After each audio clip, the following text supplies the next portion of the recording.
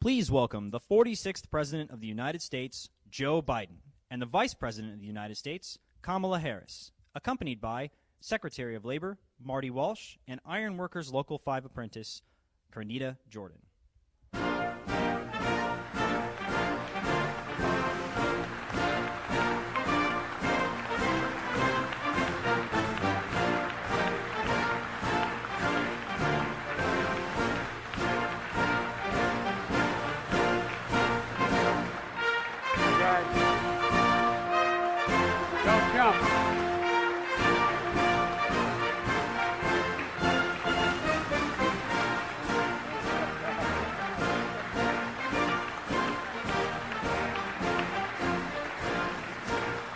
Thank you, everybody. Thank you, thank you.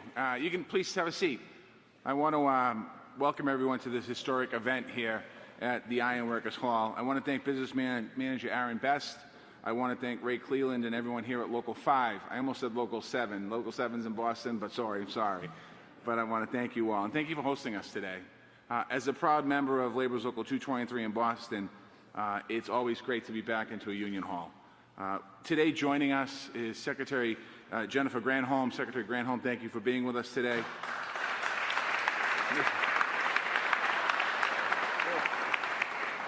Deputy Defense Secretary Kathleen Hicks, thank you for being with us today. We have a couple members of Congress and also local elected officials. I want to thank you for being with us today. And of course, the President of the United States of America, President Biden, and Vice President Harris, thank you for being with us today.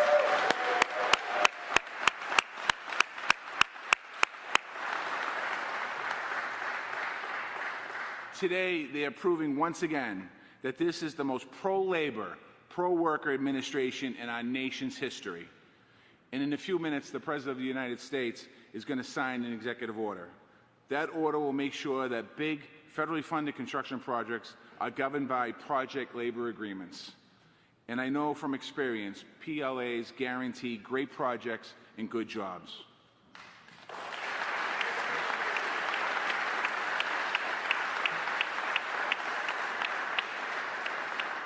When I led the building trades in Boston, I had the honor of negotiating project labor agreements for 35,000 workers.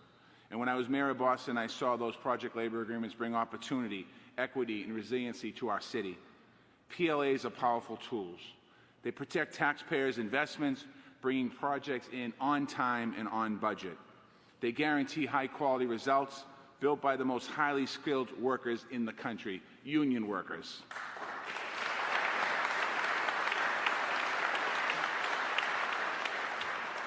And as we have proved in cities across America, we can use PLAs to expand access to good middle-class careers for women and workers of color.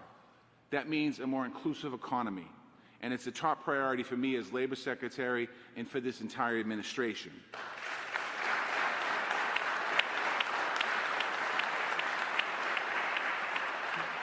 The bottom line, quite honestly, is between this executive order and the bipartisan infrastructure law, the President has provided us all with the opportunity to create millions of good-paying jobs, union jobs, and construction projects built with federal dollars. And this is a historic win for working people all across this country.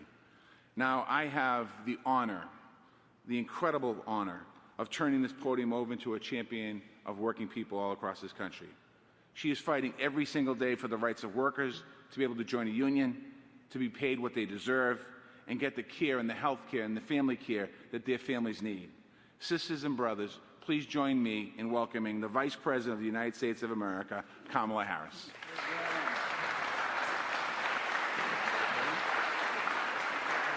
Thank you. Have a seat. Thank you all. Thank you, Secretary Walsh. Thank you. It is always good. Oh. Have a seat. Thank you. It's always good to be in the House of Labor. I want to thank you all for the work you do every day that inspires us. And Secretary Walsh, thank you. You are a great partner in this effort and a great leader in our administration. So good afternoon, everyone. Before we get started, I just want to say a word about the jobs report that came out today. I do believe, I think we all know that it really shows that Americans are getting back to work. And what we are seeing is that it is happening at a record-setting pace. As a result of the diligence and the determination of the American people and the policies of our administration, our nation's economic recovery continues to be, let there be no doubt, the strongest in the world.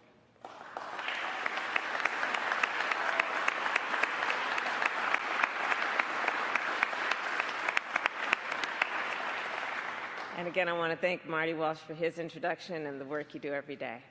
So it is good to be back also in Prince George's County. Senator Cardin, Senator Van Hollen, it's good to be back with you as always, my former colleagues, and of course, to be here at Ironworkers Local 5 with all of you.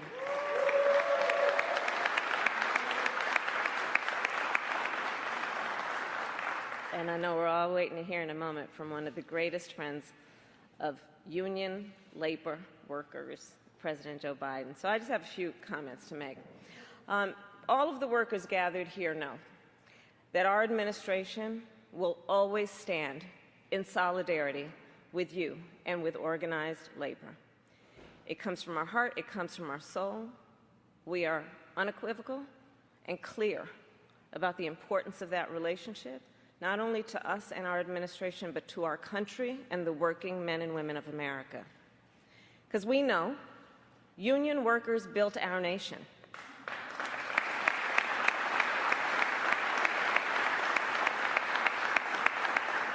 You know, I think about a place like San Francisco. Union workers built the Golden Gate Bridge. In Chicago, union workers built the Willis Tower. In St. Louis, union workers built the Gateway Arch. And in New York City, on hallowed ground, in the years after 9/11, workers from dozens of different unions built One World Trade Center.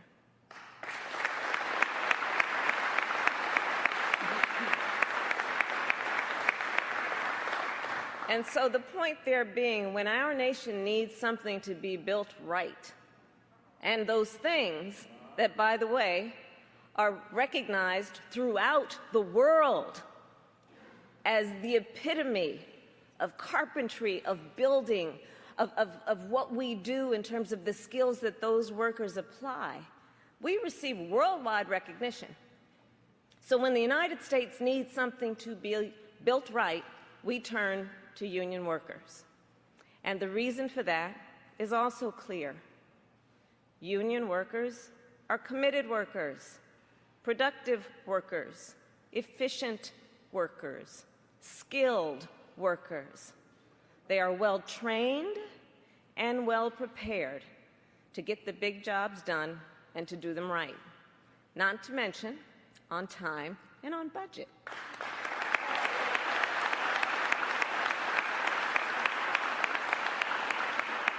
And over the past year, I have visited, as I have for many years in my career, union job sites and worker training centers across our nation. Last month, for example, I visited a training facility in Milwaukee, Wisconsin, and there I spoke with job seekers, apprentices, union members, workers who spent hundreds of hours learning to remove and replace lead pipes and service lines in a city that is sadly replete with them. And the officials there, they told me, by the time these union workers finish their training, they are the best in the business. And so that's why, one of the reasons why we are here today. The President and I made a promise that our administration will do everything we can to build a better future for all, that we will build stronger communities, a more skilled and productive workforce, and a more prosperous nation. As he will soon outline, we take another important step forward today to fulfill that promise. And so now it is my honor to welcome Crenita Jordan, an apprentice here at Ironworkers Local 5, and a living example, a role model of what is possible when we invest in our workers. Thank you all.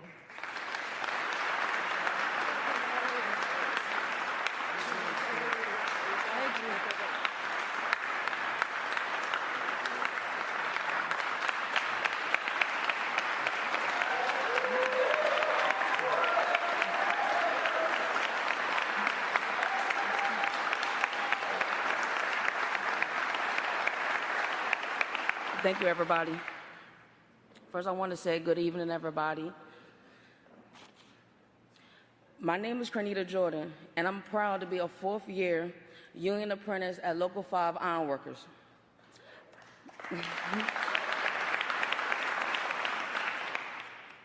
I'm a first-generation ironworker in my family. My mother is a nurse at the University of Maryland Capital Regional Medical Center here in Largo, Maryland. And my father is a union boiler maker.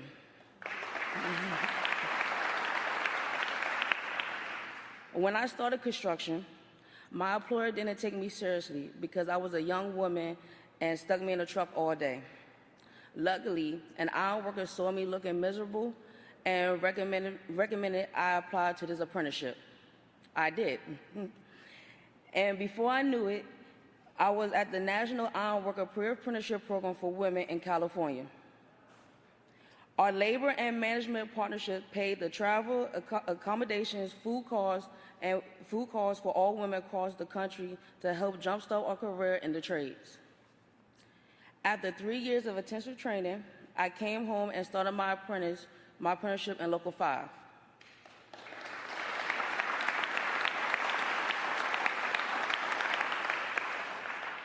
Construction is a career that allows you to self-express. You don't have to hold back your personality. And I love the honest, respectful relationship I have with my crew. I also love the feeling of the achievements. I can walk to the new terminal Ronald Reagan National Airport and say, I built it.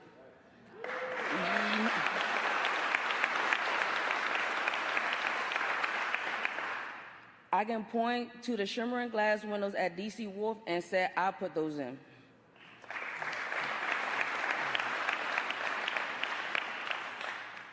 Private sector developers and contractors use project labor agreements because they want their projects built right by skilled workers and apprentices just like me.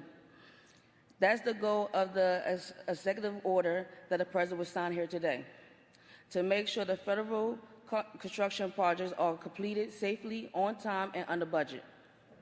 I know companies like Google, Microsoft, Toyota, and others use PLAs for their construction projects, and now the federal government would do the same. Project labor agreement also have a great record for diversity, helping bring in people like me who've been historically pushed out from the construction industry. This order will help our countries build back better with opportunities for all Americans of every race and gender.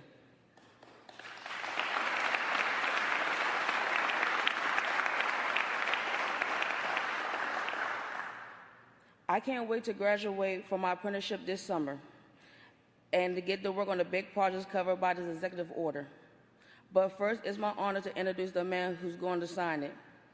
He's a lifelong friend of workers like me who believe our best days are still ahead of us. He signed a bipartisan infrastructure law to help to make this happen. He wants to see women and minorities working on the front lines of these projects and not stuck in the action of not stuck watching the actions from inside the truck. With that, it's my privilege to introduce you President Joe Biden.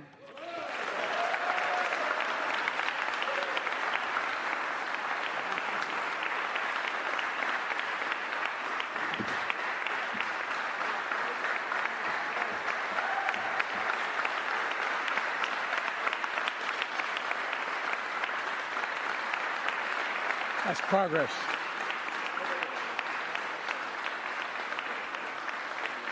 You know, folks, thank you.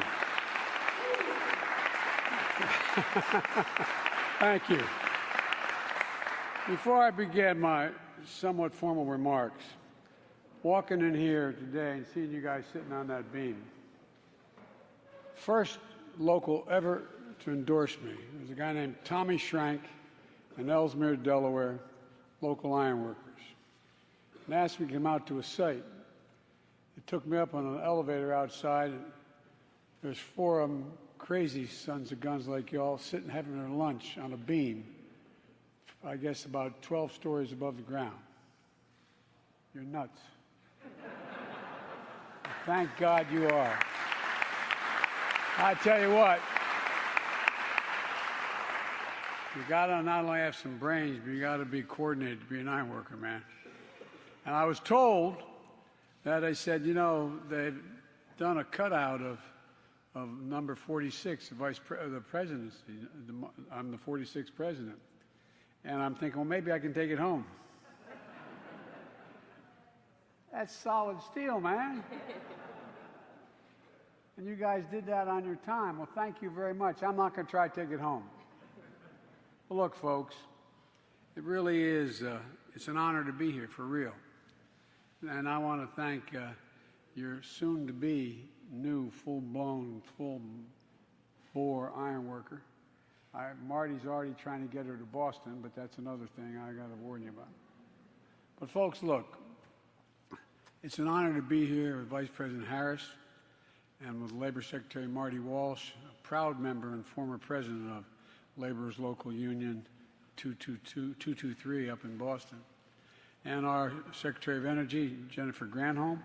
Got a few things we're going to build, and I want to thank the Maryland delegation, Ben Cardin, who's been a friend for a long time, and Chris Van Hollen, who's a really close friend and outstanding Congressman, Anthony Brown, and other elected officials that are here.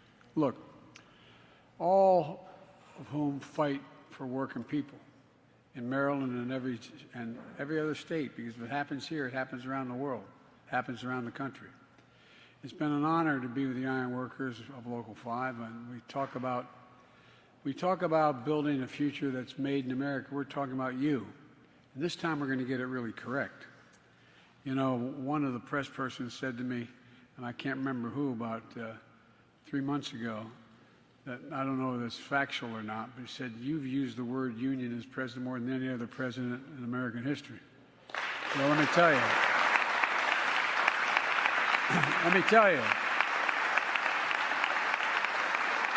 I'm not sure that's true, but I tell you what, I promised you you'd have a union president, and I am, because you're the best.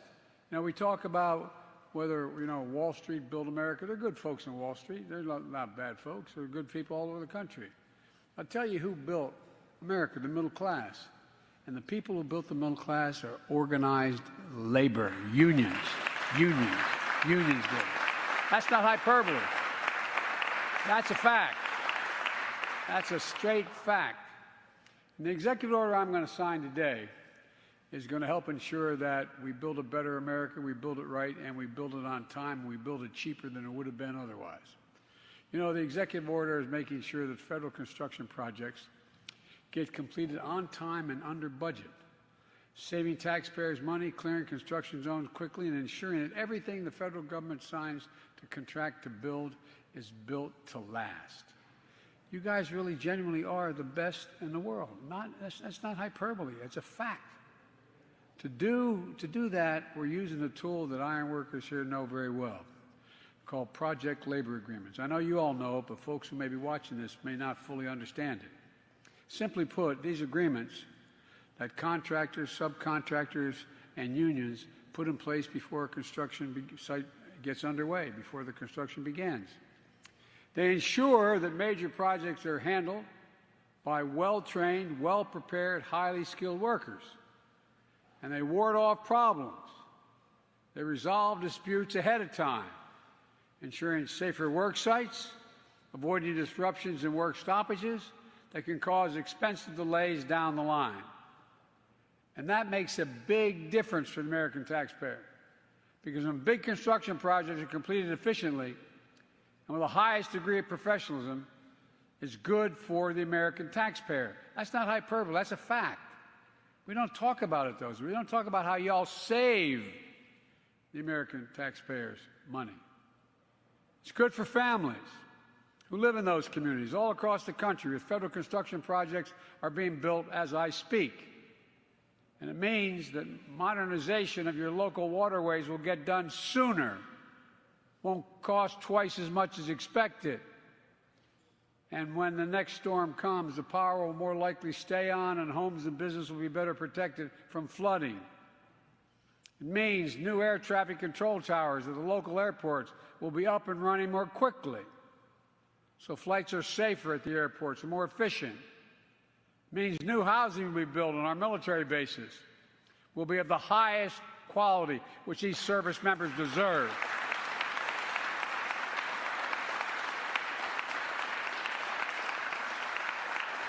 And will hold up better and make life easier for our military families. The executive order I'm going to sign will help diffuse problems before they arise. They're going to improve coordination between contractors, subcontractors, and workers on the job site.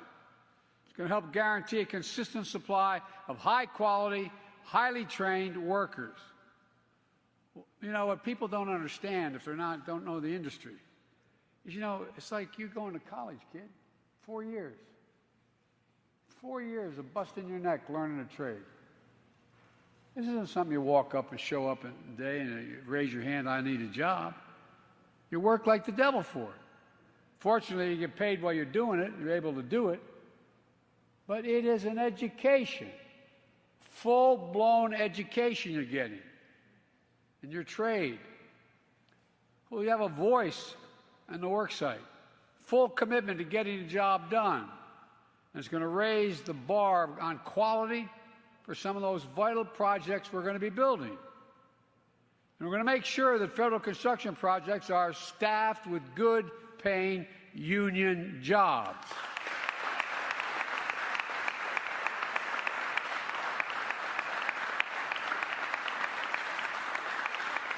One of you actually came up to me today and said, Joe, you said you were going to do that, and you're doing it. Well, when President Obama asked me to run the Recovery Act, I made sure every single job I could get was a union job, prevailing wage. Because I've noticed when folks are getting paid a decent wage, everybody in the community does better. Everything looks better. They're jobs you can raise a family on. Or as my dad would say, they're jobs you can put your head in the pillow at night and just have a little breathing room, a little security, a little breathing room. Jobs that can't be outsourced. That's good for nearly 200,000 workers on federal construction contracts right now. It's good for everybody. I don't want to get going because I keep you here too long because you know all what I've said, and you know what I've done, and you know what we're doing, and you know what I know what you're doing. But let me close with this. A week ago, I went to Pittsburgh to tour a former steel mill that's now a cutting-edge manufacturing research and development hub. Right before I left for the trip, I got word that a bridge collapsed. You saw it on television. It looked as bad in person as it did at the time. The bridge had been rated in poor condition, like I might add over 3,000 bridges in Pennsylvania, 45,000 across the nation. It's been rated that way for the last 10 years. When I got there, folks told me something close to a miracle had occurred. Because of a snowstorm that morning, school openings were late, and commutes were delayed. So when that bridge collapsed, and it was well over 100 feet off the almost, I don't know the exact, but probably from down to the creek where it went over and the ravine, probably a couple hundred feet. When it collapsed, instead of a bus with a couple people on it being packed with school buses full of children, the people on their way to work and the bridge that is one of the busiest bridges. You know, there are more bridges in Pittsburgh than any other city in the world, with the three rivers. The bridge was empty, relatively empty. Fortunately, no one was killed. But for a snowstorm, just imagine the challenges we face and the opportunities to build a better America. and extend far beyond roads and bridges now that we can know we have to do. We passed that infrastructure bill. But it's not just that. Across the country right now, there are countless buildings, ports, airports, power stations, and other federal construction projects that need to be modernized and built for the future. We can't count on miracles like happened out in Pittsburgh, prevent tragedies that are waiting in plain sight. But we can count on what America's always counted on, the American worker, the hardest working, best trained workers in the world. American workers who've given just half a chance have never, ever, ever, ever, ever let their country down and gotten the job done. And that's what this day is all about, in my view. Getting the job done for the American taxpayers. Getting the job done right the first time. You know, folks, there's a law that's existed for a long time, but there's too many exceptions like this one had. And that is that Buy American. As President of the United States, I award contracts, and I'm now making the case, and we're working, it's one of the reasons those jobs are up, is unless the product I'm purchasing for the American people was made in America and all of its component parts were made in America, we ain't buying it. We're just simply not buying it. And what's going to happen here, not a joke, it's a fact. It's not a violation of any international laws either. What we're talking about here, with three exceptions I won't bore you with, and they're highly unusual, with three exceptions, every single project that we're talking about that's paid for with federal dollars and it's a federal project, it's going to be union jobs, every single one of them.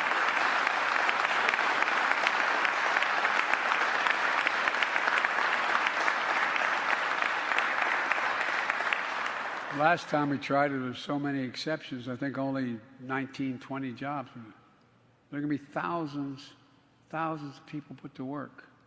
Not a joke. I mean, this is serious. And guess what? The American public's going to be safer. And it's going to be cheaper. Cheaper paying the right wage and the right trained people to begin with. Get the job done right and on time. So I'm about to walk over and sign an executive order. It's going to make that happen. And we're going to start once that order is signed. Just remember, it ain't labor, it's unions. Thank you.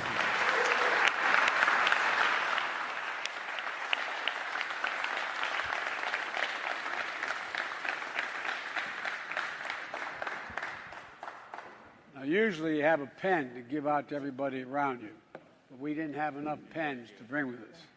So I'm going to sign this order, but you're all going to get one of the signing pens, starting with the Maryland delegation.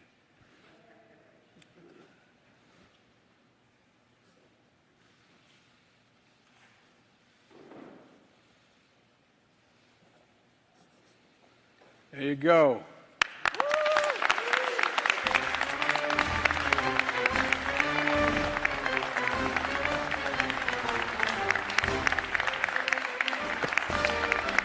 Thank you all. Thank you, thank you, thank you.